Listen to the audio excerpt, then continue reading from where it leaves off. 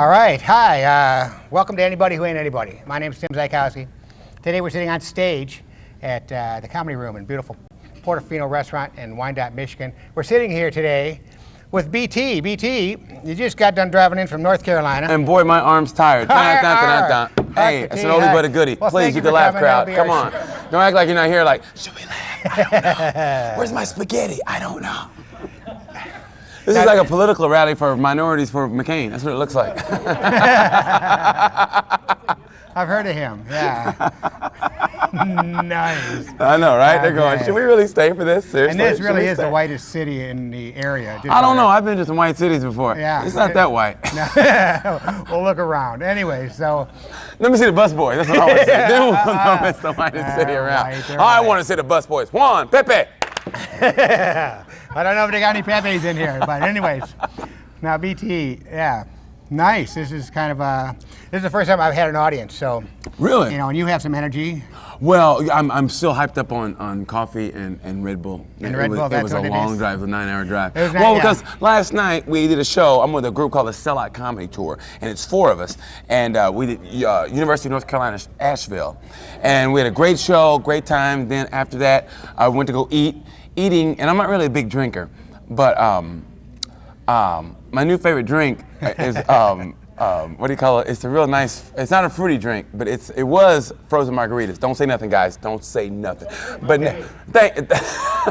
is he drinking one of those? But I know it's a mojito. I love mojitos. Oh, okay. So I had about 3 of those, and then we left the bar about 2, and then my buddy had a flight he had to catch at 7, so I woke up at 5:30. And then I drove and drove and drove and drove, but now I'm here, and I feel great.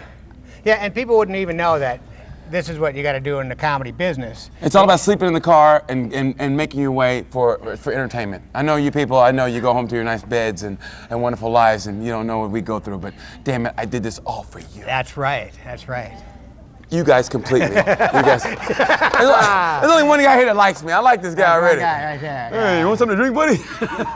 Well, this is a blue stage, so. I have no idea what that means. I never knew what that means. That means Obama stage. Oh, I like you people already. All right, good. No, I hope, I don't know who you vote for. It didn't matter. I just hope. Yeah, I agree. Now, who'd you work with? Who are you, the Sellout Tour? Who's that? It's Vince Morris, Billy D. Washington, and Louis Johnson Jr. And we call it the Sellout Tour because it's all of us, it's four comics, and all of us have been accused of not being true to our race, culture, whatever, because we're African Americans, but we work mainstream rooms. And I like to say it because growing up, Kiss Alive 2 got me kicked out of the ghetto. You know, in my neighborhood, you didn't listen to rock and roll, and I came in and everybody, hey, got to do Rick James? No, got to do Kiss. So, brothers like Kiss, and so, and it's based off of that, doing things against the norm racially, basically. But that's just how I grew up. It wasn't like intentional. It's just how I grew up. I used to come home from school. I used to love to watch the Monkees. Remember the show, The Monkees? Hey, with the Monkees. Remember that? Hey, with the Monkees. I used to love that show. So coming up, I would run. I ran home from the YMCA. I ran home from the bus stop to watch that show, and I always was a big rock and roll lover, not realizing that my brothers really weren't into rock and roll that much. So I was like kind of a cast off in a way. So So that's what the tour is based on. And at the very end of the show, we have leaflets we pass out to the crowd, questionnaires, and it's called Ask a Black Man Anything You Wanted To, but We're Afraid, and it's anonymous. So people can ask us anything we want, and we answer questions, and hilarity ensues. It has to stay anonymous. It has to stay anonymous, because that way you can ask whatever you want. You'd be like, but some people do put their names on it. But whatever you want, and that way you won't get in trouble. Now that's one of the shows. That's one of the shows I want to do. Now, do you know Keith Ruff? You know Keith Ruff, Brian McCree? Yes, I do. Yes, I do. Now I've funny guys. I've spoken with both of them, and I says, Keith Ruff came up to me in a club, and he says. He comes up to me in Chaplin's and he goes, Tim, I've known you for years. You've always been good to me. I've never asked a white guy this question before, but what is it about black people that white people hate so much? Yeah. And I says, to be honest with you, I ain't got that kind of time. People going, oh, see what I mean? And all I was doing is busting. Look at it right. Check, please. Can I get the check, please? Can I get the check? Can you get the white guy out of here? Yeah. And it's my show, man. Anyways, I'm gonna get. So I got together with Keith and Brian, and I asked them both, you want to do the show? You want to sit down? What is it about white people that black people hate? What is it about black people white people hate? And the 3 of us will sit down and shoot the breeze about what it is. Yeah. And trying to kill each other while you're doing it. Well, and none of us. Hopefully there's no alcohol involved. I've known these guys for 10 years. You know, so they know I'm not the problem. I know they're not the problem. It's like the Yoopers. It's always their problem. You know, it's like this part of Michigan, good. It's a different world Upstate, up there. different world. It is a different I've world. been to Marquette. Scary. Scary. That's a white city, isn't Yeah, they scare other white people. it? They scare other white They people. scare the white people. Like, oh my God. I don't even go there, man. Where you from? Hey, I know where you're not from. You're not from up here in the UP. You better leave there now. That's right. That's right. Yeah, I know how it is. And it's July. I've been there. Yeah. You know what's funny? I think I've worked Sault Ste. Marie more than any other city in my comedy career. Why? I have no idea, but I think I worked there more than any other city. Now, is the club or casino? What's going on up there? I don't know. I think it's part of a minority exchange program. I don't know what it is, but I work Sault Ste. Marie more than any other place. And it's always a fun time. It's like the casino or some other room, but it's a good time. I can't complain, you know.